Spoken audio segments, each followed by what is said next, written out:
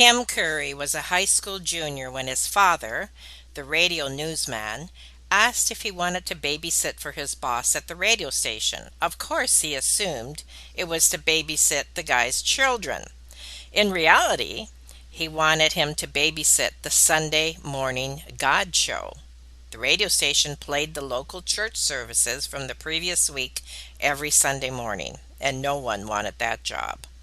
It required him to place tape reels on a tape recorder and hit the start button on time. Pretty simple, pretty basic. It also required him to crack the microphone once an hour and announce the FCC's required station identification. He still clearly remembers the first words he muttered on American broadcast airwaves.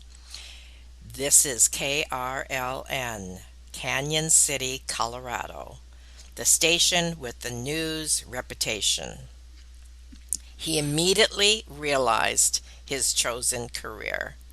Today we're going to interview Kim Curry with a really exciting and interesting story of not only what happened in his career, but when he got a terrible diagnosis about his health.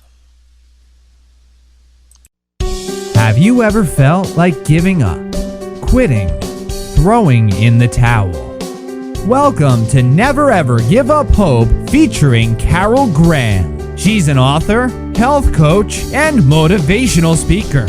Backed into a corner multiple times in her life, Carol shares with you stories on how she overcame some of the toughest obstacles a person can go through in life, but refused to give up hope. Rather than admit defeat, an opportunity was presented, and it involves each and every one of you. Carol will feature spectacular guests who will share their messages of hope, encouragement, and their inspiration to prove why life's adversities only make you stronger. And now, welcoming the host of the show, here's Carol Graham. Kim Kid Curry has been a broadcaster for 33 years. In the intro to this show, I shared how his career was chosen for him. So welcome, Kim, and we want to hear that story. Carol, thank you very much for having me this morning. I've been looking forward to talking to you. So here's what you actually told the right story. That was absolutely how it happened. My dad came home that one day and said, "Do you want to babysit kids?" And I said, "Sure," figuring that's what it would be. But needless to say, 33 years later, it was a radio career. And after I left high school, I went to the University of Southern Colorado. At the time, it was called Southern Colorado State College in Pueblo, Colorado. And I spent 2.5 years there studying broadcasting. And at the same time, I did a 1-day-a-week show on one of the 2 top 40 radio stations in Pueblo. Top 40, of course, is current music. We all know what that is.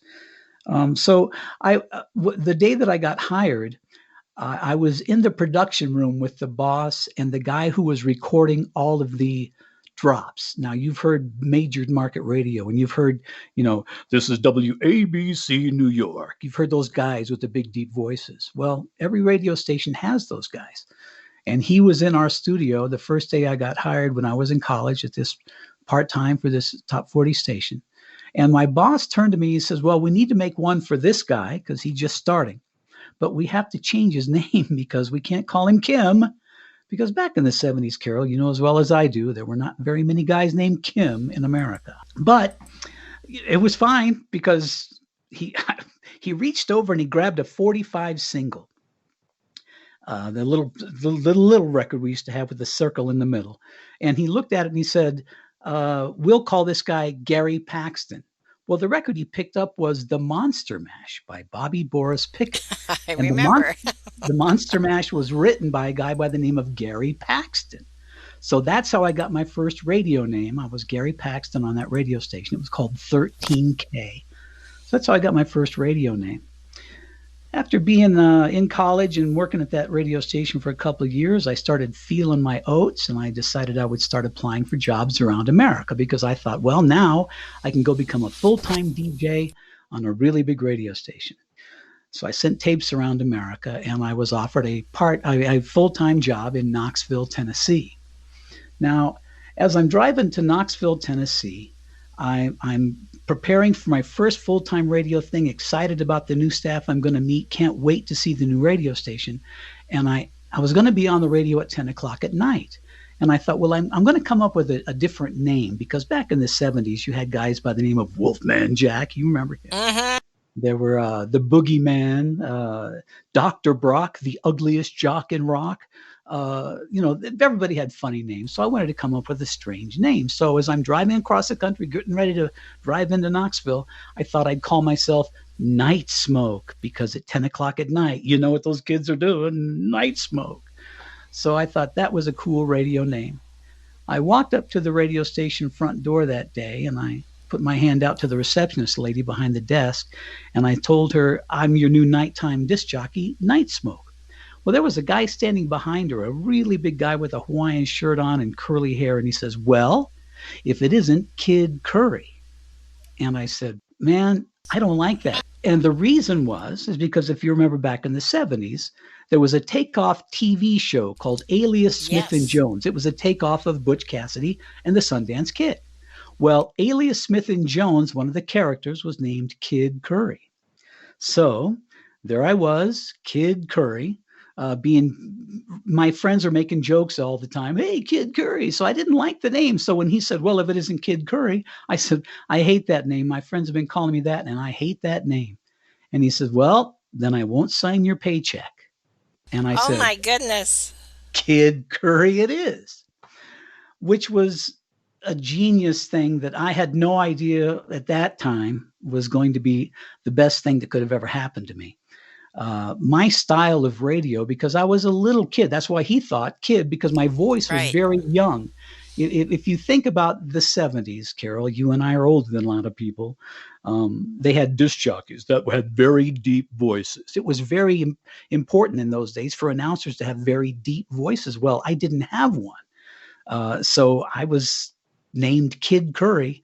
And fortunately, there was only one Kid Curry on the radio in America for forever. I don't think there's ever been one since then Hmm. because my name and my style was identified by Kid Curry and nobody wanted to try to be me. So I was very, very lucky. So I'm in Knoxville for about 6 months and I started feeling my oats again, thinking that I was getting pretty good after 6 months of full-time practice. So I sent air Hmm. checks out again. Now, these air checks, this is how we applied for jobs. The things that DJs say is all you would put on your audition tape, all the music you'd cut out. So I'd send out these air checks across the country. Now, one night on my show in Knoxville, I had this idea. You know, there's a Peter Frampton song called Baby, I Love Your Way. And it starts off with applause in the beginning, and then he says, thank you. So that night on my radio show, as he is applauding, I heard the applause and I said, hey, Peter, your zipper's down. He said, thank you. So that was a funny thing I did as a radio Mm. DJ, but that ended up on my tape, my audition tape. Well, there was a guy that was in Miami. He heard that and thought, that's different. This guy was thinking further than just time and temperature. And so through that series of strange circumstances, I arrived in Miami and worked for a guy who at the time, Carol, I'm sorry if I get too deep here, but I'm hoping I'm telling a fairly cognizant story here. Absolutely. But if you remember back in the 70s, you and I only listened to music, the Beatles, Della Reese, Martha and the Vandellas, the Supremes. We only heard them on AM radio. All the FM radio stations were meant for the rock and roll guys, the guys that would play a bunch of songs in a row and then Hmm. say, well, before that you heard, and before that you heard. Right, And they were right. like the hippies, right? Well, the broadcasting industry realized the quality of FM was way better than AM and that the major part of broadcast money was going to be made on the FM dial. So there came a time in America where top 40 radio shifted from AM radio over to the FM dial because it was a much clearer signal. It was in stereo and it just sounded better. So that the first major radio battle between FM radio stations happened in Miami. When I was in college, I would be listening to these tapes of these radio stations around the country. just to get an idea of what the major market DJs were supposed to sound like. It's how we kind of mimicked them to get better. And I would hear New York and San Francisco. But one of the tapes I heard when I was in college was this FM radio battle in Miami. And it was unlike any other tape. There was something about these guys in Miami. You could tell that they had their flip-flops on. They were wearing Hawaiian shirts. The radio station that was the number one FM station in Miami at the time was called Y100. Now, they had an open purse, one of the first radio stations to ever give away a $50,000 cash prize. And they did it over and over again. And this was unlike anything we'd ever heard in radio. Well, the station I went to work for in Miami was the competitor to the guys with the big dollars. I went to work for 96X. My boss was Jerry Clifton. Now, because this was the first big major FM battle, you had two major program directors running these radio stations. Jerry was very eclectic. He had been out in San Francisco and out in San Diego and had done some time in New York and had been programmed some very major stations and was very creative, was very good at combating radio stations that had lots of money. So you had Jerry Clifton going up against the monster Y100, which was run by Bill Tanner.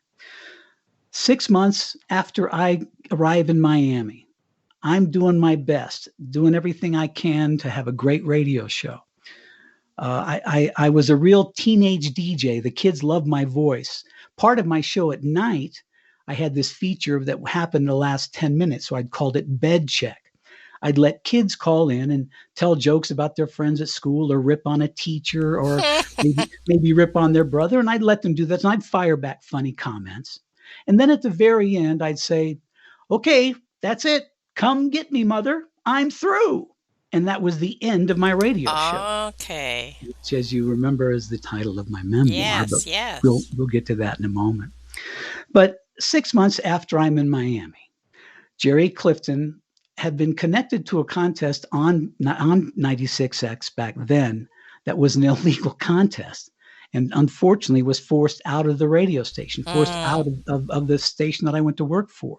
So again, I start putting together these air checks to apply for jobs all around America.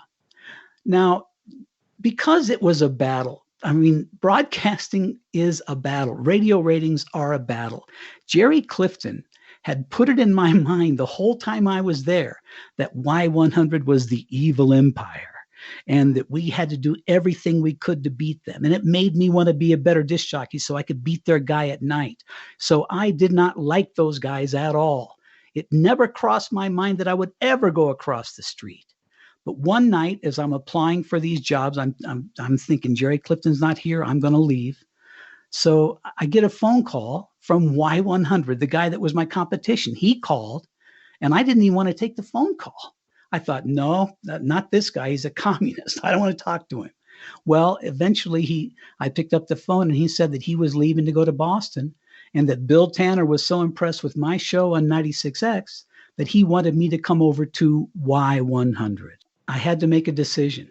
I didn't want to go, but I knew, because I'd known the history of this radio station, it was the primary number one FM radio station in America. So why wouldn't I go over there? I just had to get over it. So these two guys that I've worked for, Bill Tanner, Jerry Clifton, become my mentors. And that's who wraps my career for the next 33 years. In time, I was in Miami probably until around 1980.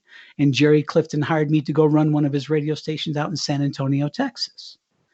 And then as I'm out in San Antonio, Texas, Bill Tanner goes up to Washington, D.C. And so he hires me to come up to Washington, D.C. And then about 6 months after me getting there, Bill decides he wants to come back to Miami. Well, I had just gotten to the Northeast. I wanted to stay in the area because it was new to me. So I decided to try to find a job, and I landed one at a station called B104 in Baltimore. Now, I've worked for Jerry Clifton, a legend, Bill Tanner, a legend. The guy I went to work for in Baltimore, his name is Steve Kingston. Now, Steve eventually became the program director of Z100 New York, the largest FM radio station, top 40 radio station in America. So I've been blessed to work with three of the geniuses of my business. That cred gave me a lot of things that I probably shouldn't have gotten. I mean, I was well educated and got jobs I probably shouldn't have gotten. So eventually, Steve goes up to New York to run Z100. I decided it's time to get back in the sunshine, and I took a job to come back down to Miami. That was around 1987. I come in and out of Miami twice because I'm there for a couple of years, and my father ends up having both his legs amputated here in Colorado, which is where I'm at right now. He was in Canyon City still, and he had had a head-on accident with a tractor trailer in the 70s that just damaged his knees to no end. In fact, before they knew the flesh-eating disease, he got it. So he ended up having his legs amputated from the knees down. I took a sabbatical from Miami for a year to come back here to Colorado to, put ramps into his house and open up the doorways so my dad could get his wheelchair in. And at the time I was here in Pueblo for that 1 year, I worked for my college professor because the guy that I went to school, that was my teacher when I went to college in the early 70s, was still in Pueblo running the #1 country radio and oldies radio stations. And so he gave me a job to work in Pueblo at KDZA so I could kind of keep my fingers in the business while I was taking care of my father. But my father is a radio guy. He kept saying, "What are you doing here? You're supposed to be in big time radio. You've got to get back to work in Miami." Unfortunately, the people in Miami had felt my loss. The ratings had suffered, and so they wanted to get me back in. And through a series of circumstances, I end up becoming the program director. So I got there as the young kid in the 70s. And by this time, it's 1996. And now I'm the old guy, and I'm in charge of the radio station. And the radio station for the next 9 years has the most success it has ever had. It is still on the air. What's the name of that station again? It's called Power 96. Power 96, which if I'm not going to I'm not even going to say it. Yes, Power 96. So I was fortunate enough to take over that radio station in 1996. I really appreciate it giving us the backstory because, for one thing, you brought back so many memories. Oh my goodness, the songs. And immediately, as I'm sure you are fully aware, when people hear a song from their past or even the name of a song from their past, it conjures up so many memories. Yes, ma'am. And it's funny how music does that. Do you have any thoughts on that? You know, I first of all, I grew up as a trumpet player in high school. I started playing the trumpet in 5th grade. I actually went to college as a music major. I had just started the radio thing and thought I was going to stay as a music major. So I've been in music my whole life. I was a trumpet player, man. And, Oh, that's right. I actually made it to Europe in an all-American high school band because I was fairly talented at it. But so my interest in music has really kept me connected to all the songs I played. I am the guy you need next to you when they name that tune contest. In a matter of a couple of notes, I know exactly what we're talking about because Oh my goodness. remember, all these songs I'm talking about, when I first got into Top 40 Radio, Casey of the Sunshine Band, we're talking, the Beatles were still there, the Eagles, the very beginning of the Eagles. So, all these songs are stuck in my head.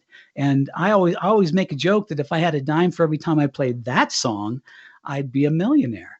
Because as a DJ for 4 hours, you're on the radio, you might play a song. If it's a hit, you might play it every hour. So Right. I know all of these songs, and because I'm a music fan, I also do pretty well in country music, and my daughter is 17 years old. I got 4 kids from 30 down to 17, so I'm still current.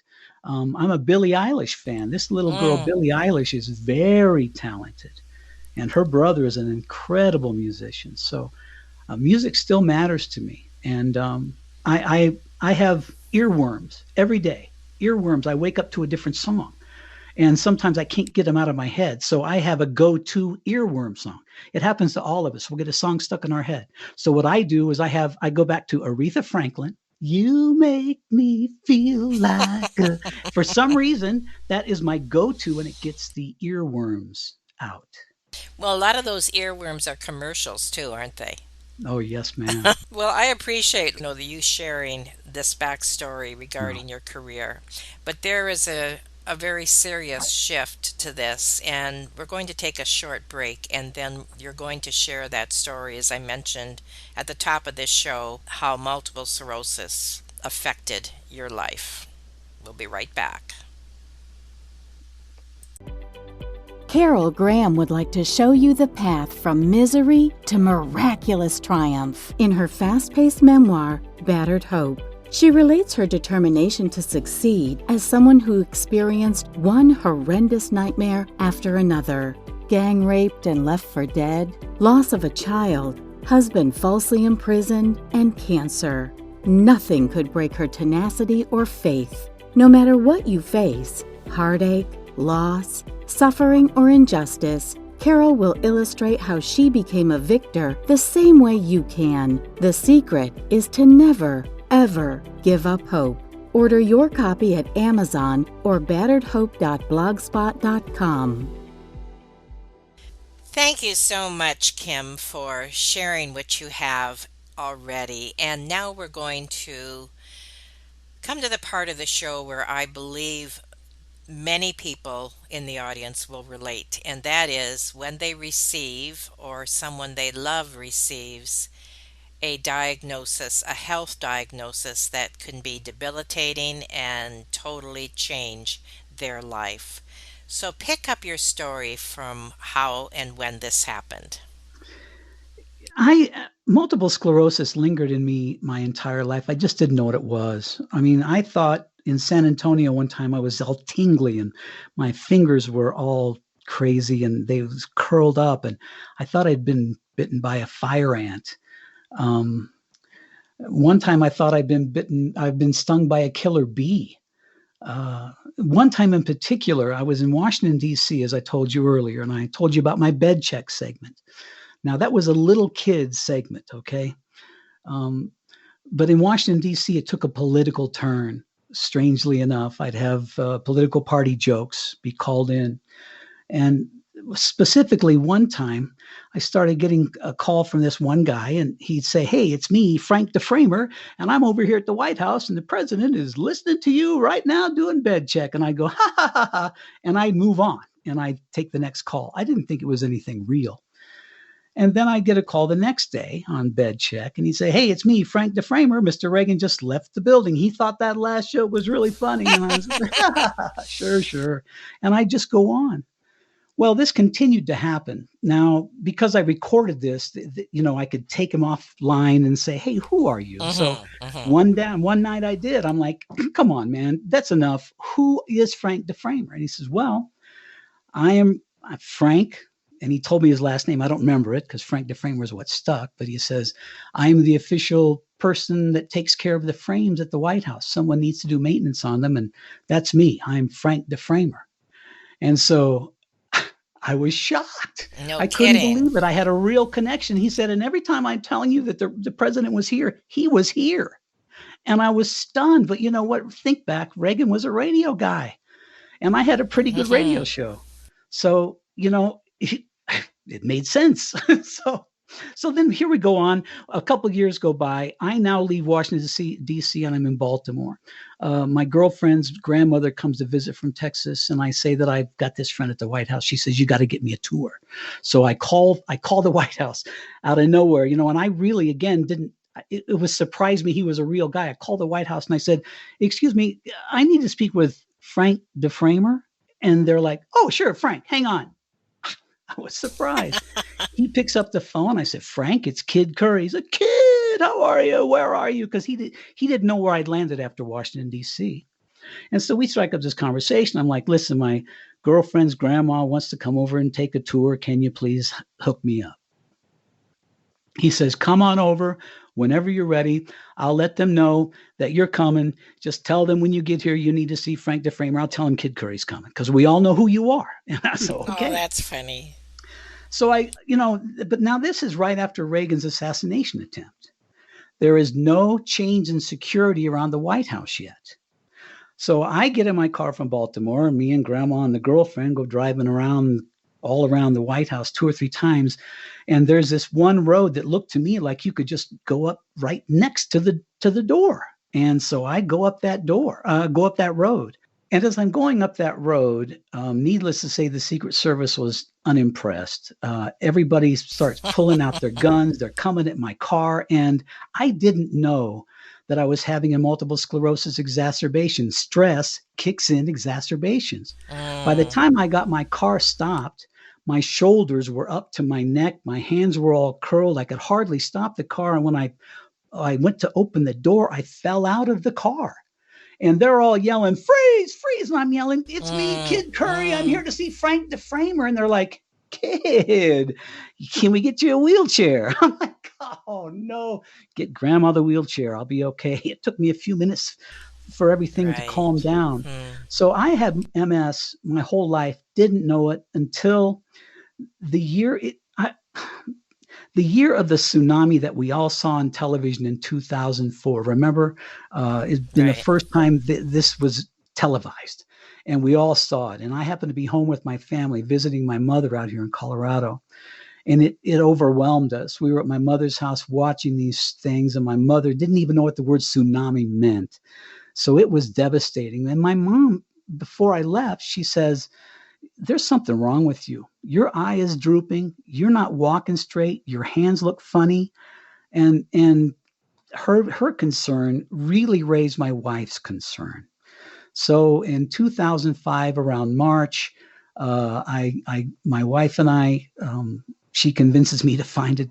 Actually, you know what I did is I went to my chiropractor first because I thought because it was my gait, I thought she could pop my back and just put everything back into place. Hmm. But it was Hmm. my chiropractor who said, "You need to go see a neurologist because there's something really wrong with you." And so that started the testing for multiple sclerosis. It took about 6 weeks. My wife says it was 2 months. And then that's when my wife coined the phrase, that's when our snow globe got shook. I was at a corporate meeting over in Naples. Uh, it was 5 o'clock in the afternoon. All the corporate geniuses were there. I get a phone call on my phone. My doctor, I see it's her. I go to a room. I take the call, and the doctor says, Mr. Curry, I need to see you on Monday. It's my evaluation. You are a real multiple sclerosis victim, and we need to find out what to Oh, do for you right now. And I went into the corporate office and told the guys goodbye, packed up my stuff, got in my car. Now, Naples is across the Alligator Alley from Miami. So on that 3 hour trip back to Miami, I was on the phone with my wife, and she's on the 2005 version of Google. I didn't know what MS was, neither did she. But by the time I finished my trip back home, I realized and I'd learned that people can die from multiple sclerosis. So as you can tell, that weekend, that was a Friday, and you can tell by the next morning things were different in my house. And by Monday, I went in to my office and I told them that was it. That my concern now was no longer the radio station. And it was obvious to me and it scared me because all I'd been concerned about was my radio career for 33 years. The only thing I thought of was my radio show or my radio station. And suddenly, in a 72-hour period, the only thing I could think of was I got to find a place to go. I'm sick and I need to figure out what to do. I had no idea. So we went in and resigned. And a week later, the boss tried everything he could do to keep me on. And I said, no, I was gone. I had to go. And my wife and I decided we'd move back here to Colorado, my hometown, Canyon City, figuring that if I needed any extra assistance, my friends would be around to help me. hmm. Um, and that's really how all that happened. And I like my wife's, she said, that's when our snow globe was shaken because everything I just went really up like in the that. air. Yes. Nobody knew where we were going to fall. We didn't know what we were going to do. And I'm sure there are people that are relating exactly to what you are saying. Yes. So we know we're running short on time and we do Okay. want to talk about your books, of course, but maybe capsulize what happened in a few sentences regarding the time from your diagnosis to when they found something that could help you. It was 8 years. I had real steady decline for 8 years, 2005 till around 13 or so. And then my doctor decided there was no change. It was time to do something. So he changed. And the whole time, my wife, she affords me the best doctors, the best therapists, the best medicines. The whole time, my doctor for those 8 years was telling me I need to take vitamin D. It never really stuck. But when he decided that it was time to change the medicine, he was adamant. You've got to start taking vitamin D and now. And I changed my medicine and still waited 6 months because I just didn't think a vitamin was going to do it. I was a radio DJ. We made jokes about vitamin C on my radio show. My mom always says, take vitamin C, and then she sniffs and sneezes. So I've made jokes about vitamins. I just didn't think it would work. But I can tell you after 6 months of a new medicine and then 6 months of concentrated 5,000, 8,000 IUs of vitamin D every day, after 8 years, my condition leveled off. It was noticeable to my wife and I that I wasn't getting worse. It surprised us. It took a couple of years to shake all that out because suddenly I wasn't really concerned about dying. It really gave us a chance to take a breath. It gave me a chance to find a new me, and it gave my wife a chance to find a new her. Let me brag about her just quickly. We went out to Colorado and we came out here to fix and flip houses. She didn't like the way the realtors were treating her, so she went and got a real estate license. A year after she got that, she was breaking per capita records in the state in real estate. A couple of years after that, she becomes a real estate consultant. And today, my wife doesn't sell houses anymore. She is a consultant. You can't even talk to my wife unless you sell at least 100 houses a year. So she has, I'm telling you, this changed. My wife is a superstar. And I used to think I was a high-paid dude, man. I'm sorry. My wife puts me to shame. But then I had to come up with a new me. I have all this Kid Curry radio thing, this obsession I have with broadcasting.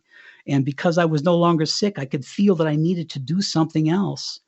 And then I had an incident happen that really changed everything for me. When I left the business in 2005, I disappeared.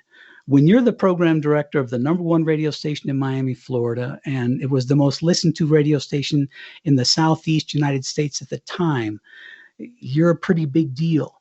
So when I disappeared, a lot of people didn't know. They did not know what happened. And I didn't communicate with anybody except this one guy. His name was Vince Pellegrino. He used to be the owner and editor of the magazine called Street Information Network. It was a magazine, a promotion magazine for music and songs. And his birthday is on April 1st. Mine is April 20. So each year I'd get a call from him on the 20th, and I'd call him on the 1st just to say happy birthday. Well, every year Vince had a big party for the people that, you see the Grammys. Those guys get the Grammy Awards, but they wouldn't be getting those awards without their promoters who were getting the songs on the radio stations in America. Well, Vince did a yearly presentation where he gave awards to the guys who were the best promoters in the radio and music business. So it became a big deal. I never attended, but it became almost as important to the industry as the Grammys because the industry people were finally getting recognition. Well, I'm out almost, 10 years or so. And I get a call from Vince and he says, I want you to come to New York. I want to give you a Lifetime Achievement Award at my next convention. So he flies me and my wife out to New York. He has this thing at B.B. King's Blues Club. I get on stage and I see my entire radio career in front of me, 30 years of friends. The next morning, Vince comes to me and he says, you know what, man, I'm dying. The reason I have you out here is because I want you to wake up. I want you to do something. I want you to try to come back. And it really affected me. Vincent was a very close friend of mine. And I knew he was sick. Everyone knew he was sick, but no one really told me. And so that morning he sat there and told me how sick he was, and he encouraged me to do something. But, radio is such, music is such that I was well gone. There's nothing I could do for anybody in music or radio. So I had to come up with a new me, and I decided that I wanted to learn to write because I wanted to tell my story all the way to Vince Pellegrino pulling me up and saying, "Come on, man, shake yourself off." So I hired a writing coach, the lady who is the Northern Colorado Writers Association founder. I hired her. She taught me for 6 months. Actually, you know what? She didn't even talk to me. She gave me books to read. She says, "You need to read these books before I'm going to talk to you about how to write." So I read these books for 6 months, and then I worked with her for 6 months. I'd write things and I'd send them to her. And you know how you get your paper back in high school with little red marks on it? Well, she'd do that. And then I did 6 months of research, and then I wrote my memoir, Come Get Me, Mother, I'm Through. I told the story of my career.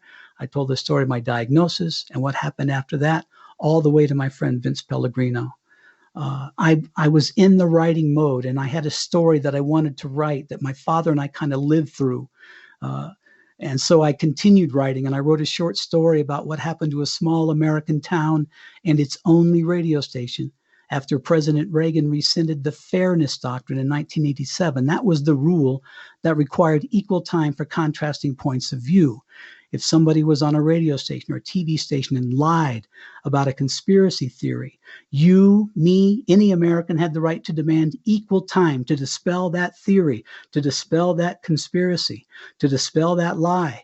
Well, once that rule is gone, lies are legal without debate. So that was what that short story was. And that's what brought me to my current situation, which is a book I just finished. It's an 85,000 word novel. It's currently titled Bonnie's Law, The Return to Fairness, because I'm hoping some young lady reads my book and decides that we need to go back to the Fairness Doctrine because there's too much division made on that one decision alone in America. Wow. I am so glad you shared that because each one of those books, and when is the latest one going to be released? I'm meeting with some people tomorrow. I self publish, but Okay. I'm getting some very superior help this time on my third book because, like I said, this as excited as you are about this, there are a lot of people who are waiting to see this next book. So I'm getting some real professional help, and I'll let everyone know it should be in the next couple of months. Yeah. So, is there anything that you want to say as a word of encouragement to the audience, especially those who may be suffering, and what your attitude is from then to now, how that has changed? I feel multiple sclerosis. My diagnosis and everything I've been through has almost made me a better person. You know, my wife, because of the nature of her job, she is a very positive person. There's a lot of positivity in my family, in my house. I wake up every day very pleased that I see the sunset, the sunrise. I live my day all day long, smiling at people. Because I'm the guy in the wheelchair, I create the mood in the rooms that I'm in. So I'm always Hmm. saying hello to people. It was like when I was Kid Curry, I'd walk into a room and people were like, "Oh, look, it's Kid Curry." Well, it was a mental thing for me after I got diagnosed and went, from a cane to crutches to a Mm, wheelchair. People didn't want to be next to me. So it was a mental thing. I had to come back and go, wait a minute. If I'm the guy in the wheelchair, I'm still Kid Curry. I create the mood because everybody's looking at me. right. So I create the mood. I start the conversation. I smile at people. I say good morning. Kids are my favorite because I'm at their height. And kids love me.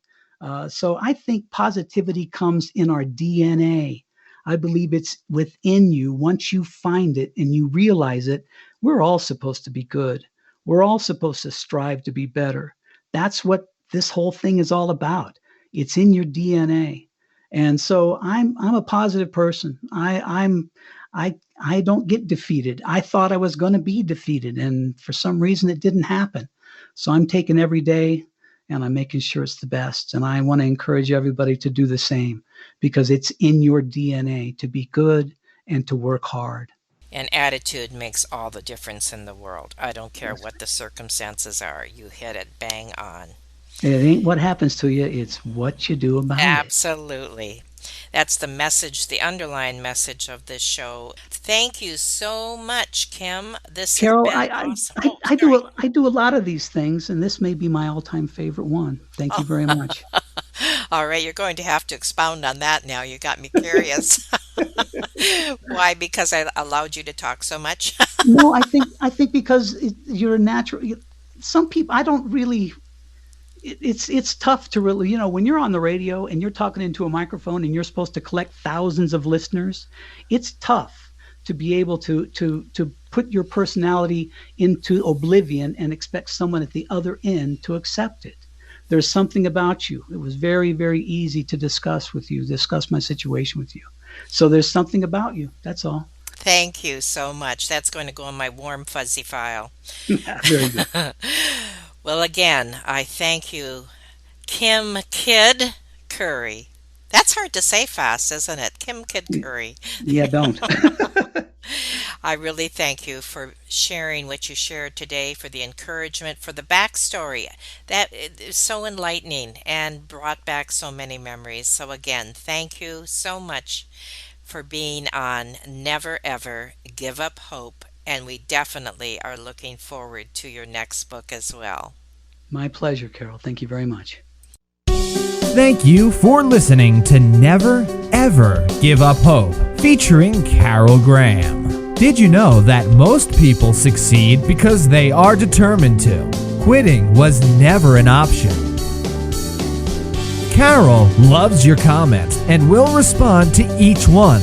So please subscribe and review this podcast. A rating of 5 stars would be outstanding and appreciated. Remember, if you are still here, there is always hope.